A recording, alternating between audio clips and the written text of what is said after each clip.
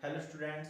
तो आज की इस वीडियो में हम बात करेंगे हुंड रूल, क्वांटम नंबर और पाउली एक्सक्लूजन प्रिंसिपल के बारे में। हुंड का नियम, क्वांटम संख्याएं और पाउली का अपवर्जन नियम। चलिए स्टार्ट करते हैं वीडियो। सबसे पहले हम सीखते हैं कि हुंड रूल क्या होता है। ठीक है, हुंड का नियम। तो हुंड का नियम क्या है? हुंड ने बताया कि जब किसी एटम के ऑर्बिटल में इलेक्ट्रॉन भरे जाएंगे तब इलेक्ट्रॉन किस तरह भरेंगे? पहले सिंगल सिंगल इलेक्ट्रॉन भरेंगे और फिर पेयर होना स्टार्ट होगा। जैसे अगर मैं पी ऑर्बिटल की बात करूं, पी ऑर्बिटल ये होता है पी ऑर्बिटल। एस ऑर्बिटल किस तरह का होता है? सिर्फ एक ऑर्बिटल होता है। डी ऑर्बिटल में 5 ऑर्बिटल होते हैं। ठीक है, इसी तरह एफ ब्लॉक में क्या होता है? 7 ऑर्बिटल होते हैं। तो पी इसमें तो पहला इलेक्ट्रॉन यहाँ पे आएगा, दूसरा इलेक्ट्रॉन यहाँ पर। अगर पी ऑर्बिटल में भरे, पहला इलेक्ट्रॉन यहाँ पर, दूसरा इलेक्ट्रॉन यहाँ पर, तीसरा इलेक्ट्रॉन यहाँ पर, फोर्थ यहाँ पर, फिफ्थ यहाँ पर और सिक्स्थ यहाँ पर। ठीक है, इसी तरह इसमें पहले सिंगल सिंगल इलेक्ट्रॉन भरेंगे, उसके बाद पेयर होना स्टार्ट होगा। ये नहीं कि भाई हम ऐसे ऐसे भरना शुरू कर देना, ये गलत हो जाएगा। पहले ऑर्बिटल में कैसे इलेक्ट्रॉन भरेंगे? सिंगल सिंगल इलेक्ट्रॉन भरेंगे और फिर पेयर होना स्टार्ट होगा। यही बताया था हुंड ने।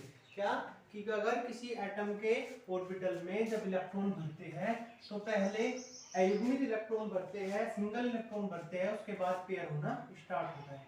जैसे मैं बात करूं सोडियम 11 की, 1s2 2s2 2p6 और 3s1। ठीक है, चलिए पहला इलेक्ट्रॉन कहाँ आएगा? ये s है, ये भी s है, ये p है और ये s है। ठीक है, ये 1s 2s 2p और 3s। तो पहला इलेक्ट्रॉन कहाँ आया?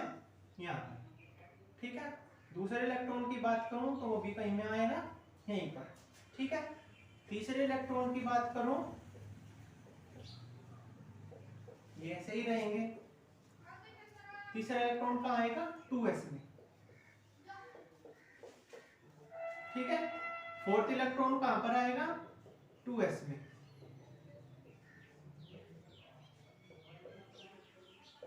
ठीक है, अब आगे समझिए। पांचवा इलेक्ट्रॉन कहां आएगा? 2p में, यहां पर। ठीक है, पांचवा इलेक्ट्रॉन 2p में। छठा इलेक्ट्रॉन भी 2p में, लेकिन कौन से ऑर्बिटल में? उससे नेक्स्ट वाले में।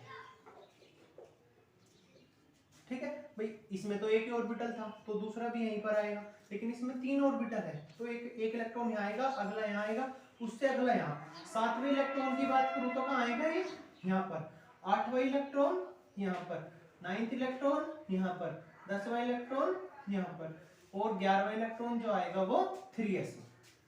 ठीक है, यही था हुंड का रूल। क्या कि जब किसी एटम के ऑर्बिटल में इलेक्ट्रॉन एंटर करते हैं तो पहले सिंगल सिंगल इलेक्ट्रॉन एंटर होंगे।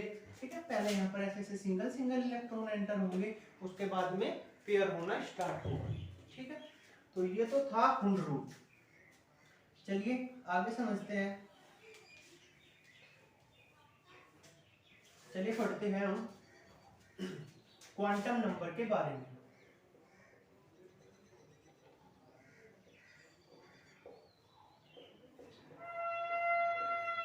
ठीक है, क्वांटम नंबर क्या होता है?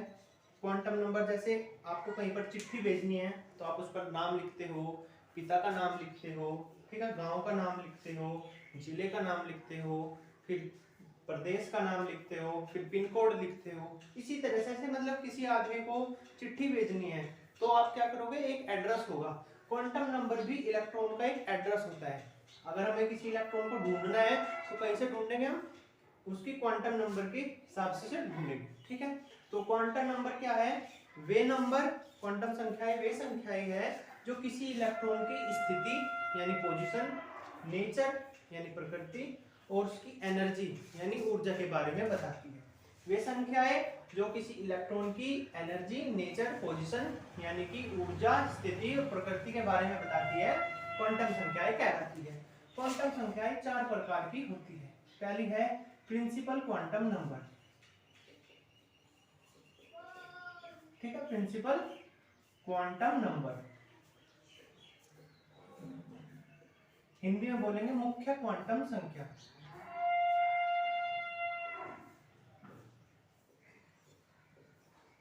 मुख्य क्वांटम संख्या।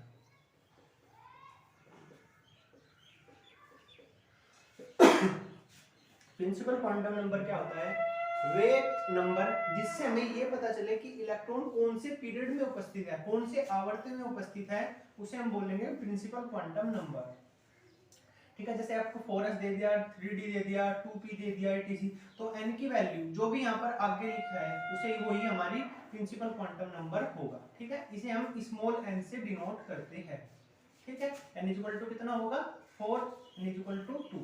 ठीक है, मुख्य क्वांटम संख्या क्या होती है? वे संख्या है जिससे हमें ये पता चले कि इलेक्ट्रॉन कहाँ है, कौन से पीरियड में है, तो उससे हमें पता चलेगा कि भाई वो इसे हम बोलेंगे क्या? मुख्य क्वांटम संख्या। स्मॉल n से डिनोट करते हैं। अगर हमें कैलकुलेट करना हो तो जो भी हमें दिया है, जो भी नंबर आगे लिखा है, वही प्रिंसिपल क्वांटम नंबर की वैल्यू होगी। ठीक है, आगे चलते हैं। Number 2, azimuthal quantum number.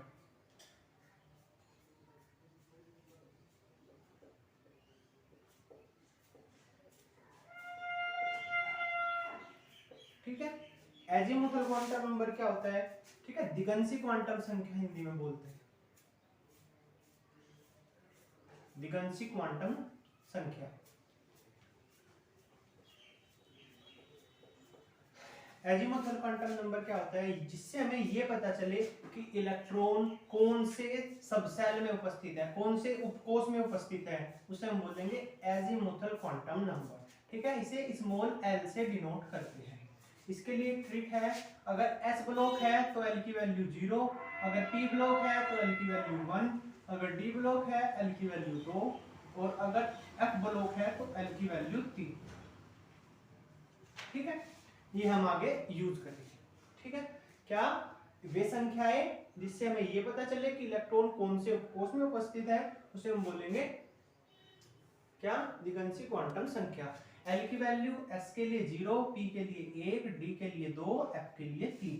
ठीक है, एक फॉर्मूला और होता है इसका, L = n-1। ठीक है, कहीं कहीं पर हम ये फॉर्मूला भी यूज करेंगे जहां पर हमें SPDF नहीं दिया होगा। ठीक है, चलिए नेक्स्ट, तीसरा, चुंबकीय क्वांटम संख्या।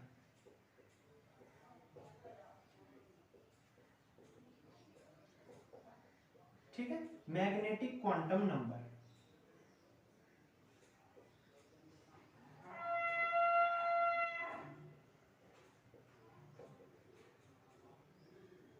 मैग्नेटिक क्वांटम नंबर क्या होगा? स्मॉल m से तो से डिनोट करेंगे।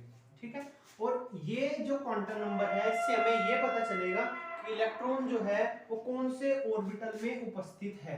ठीक है, किस ऑर्बिटल में वो उपस्थित है, इसकी ये पता चलेगा हमें क्वांटम, चुंबकीय क्वांटम संख्या से। स्मॉल m से डिनोट करेंगे।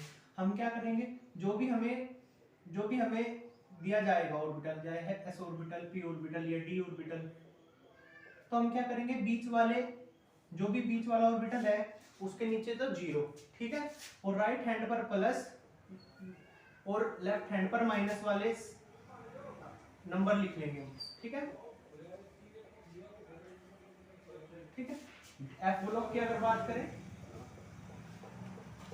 इसके नीचे 0, +1, +2, +3, -1, -2, -3। ठीक है, जोन से भी ऑर्बिटल में इलेक्ट्रॉन होगा वही m की वैल्यू, अगर मान लो इलेक्ट्रॉन यहाँ पर है तो m की वैल्यू -1, इलेक्ट्रॉन यहाँ पर है m की वैल्यू +1, इलेक्ट्रॉन यहाँ पर है m की वैल्यू 0। ठीक है, इलेक्ट्रॉन यहाँ पर है m की वैल्यू 0, जो भी नीचे नंबर रहेगा वही m की वैल्यू हो जाएगी। ठीक है, चलिए आगे चलते हैं। Last number 4, spin quantum number.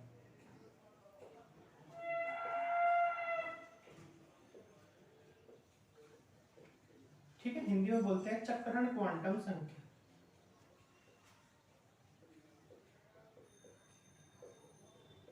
चक्रण क्वांटम संख्या क्या होता है? ऐसा क्वांटम संख्या जिससे हमें ये पता चले कि इलेक्ट्रॉन जो है वो घड़ी की सुई की दिशा में रोटेट कर रहा है, यानी क्लॉकवाइज रोटेट कर रहा है और एंटी क्लॉकवाइज रोटेट कर रहा है, तो उसे हम बोलते हैं चक्रण क्वांटम संख्या। ठीक है, इसे स्मॉल s से डिनोट करते हैं, और s की वैल्यू 2 होती है, या तो +12 या फिर -12, +1/2 या -1/2। पता कैसे करेंगे? अगर हमारा इलेक्ट्रॉन क्लॉकवाइज है तो प्लस, और अगर एंटी क्लॉकवाइज है तो माइनस। ठीक है, चलिए ये थी हमारी क्वांटम संख्या। अब इसके ऊपर हम कुछ क्वेश्चन कर देते हैं, ठीक है।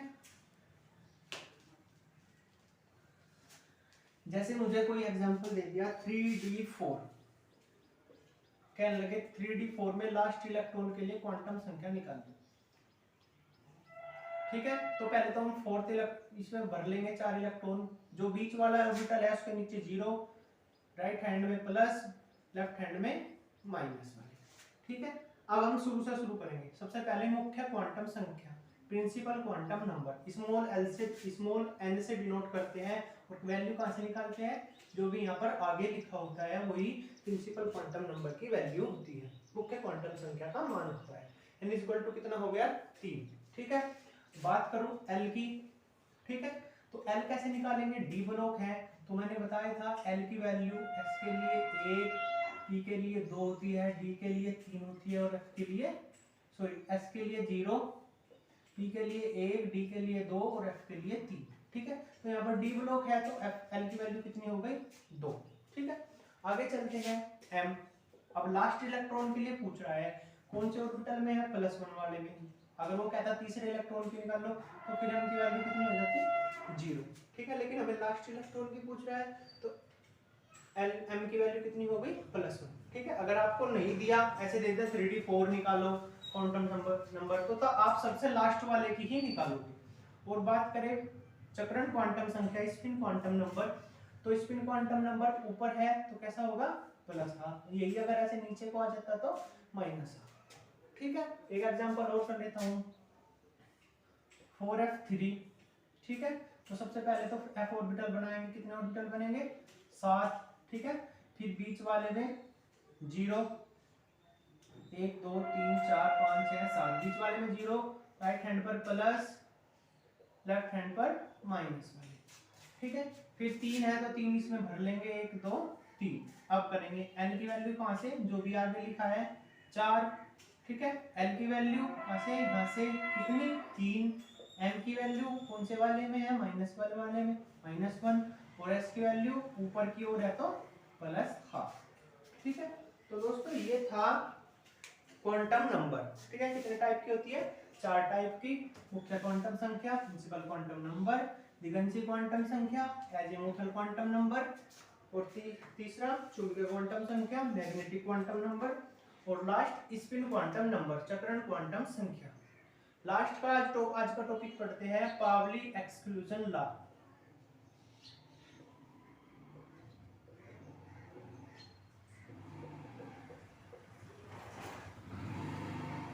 पावली एक्सक्लूजन लॉ क्या है, पावली ने यह बताया कि किसी भी एक एटम के लिए उसकी चारों क्वांटम संख्या का मान जो है वो इक्वल नहीं आ सकता, बराबर नहीं आ सकता, ठीक है।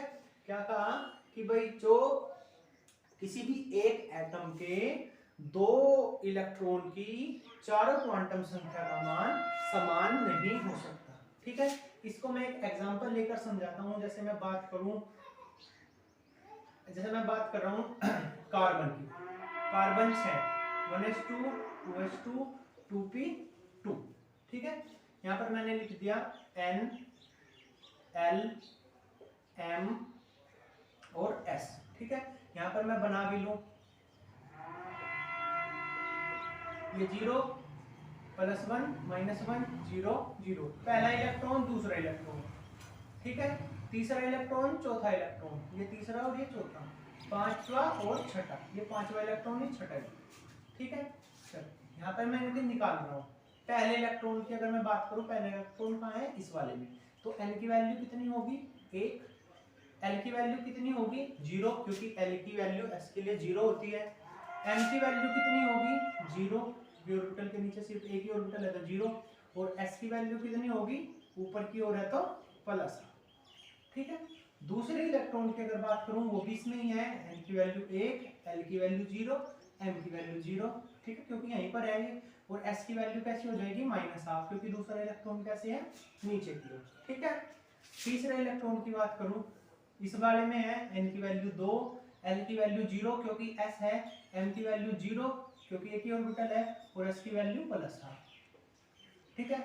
फोर्थ इलेक्ट्रॉन वो भी इसमें ही है, यानी 2 0 0, ये नीचे की ओर है तो कैसा हो जाएगा -हाफ। ठीक है, पांचवा इलेक्ट्रॉन कहाँ है 2p में, इसमें, यानी n की वैल्यू 2, l की वैल्यू 1 क्यों, क्योंकि p है।